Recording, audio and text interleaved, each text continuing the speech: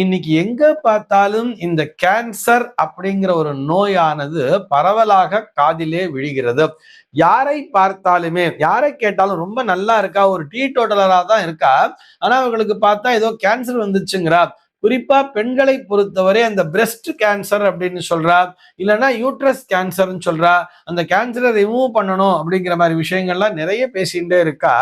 இதெல்லாம் விட ஒரு கொடுமையான விஷயம் என்ன தெரியுமா? இந்த கேன்சர் ஹாஸ்பிட்டல் அப்படிங்கிறது எல்லா ஊரிலையுமே பெருகி கொண்டே வருகிறது.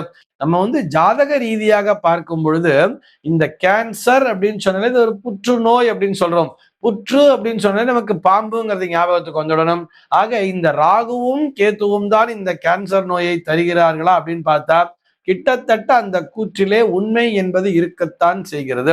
ஒரு ராகு திசையில ஒரு செவ்வாய் புக்தி, அதாவது ராகு திசை முடிய போற ஸ்டேஜ்ல இருக்கு அப்படின்னு சொன்னா, அல்லது ராகு திசையில சூரிய புக்திங்கிறது வரும் பொழுதே, ராகுல சூரிய புக்தி, சந்திர புக்தி, செவ்வாய் புக்திங்கிற ஒரு பீரியட் நடக்கும் பொழுது, அதுவும் அந்த ராகுவும் சூரியனும் அல்லது ராகுவும் சந்திரனும் அல்லது ராகுவும் செவ்வாயும் ஒரு 6ஆம் பாவத்திலோ அல்லது 8ஆம் பாவத்திலோ அமர்ந்திருந்தால் இது போன்ற பிரச்சனைகளை அவர்கள் சந்திக்க நேருகிறது.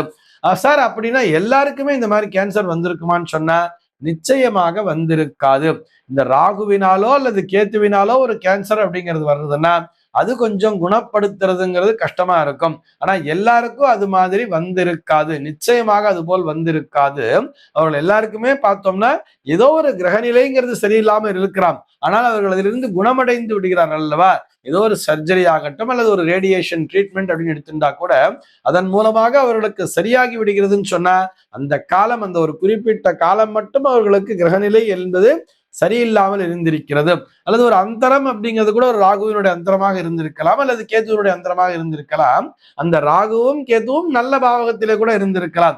ஒரு 6ஆம் பாவத்திலோ அல்லது 8ஆம் பாவத்திலோ இருந்தால் மட்டும்தான் சிரமம் அப்படிங்கிறதையும் உணர்ந்துக்கணும்.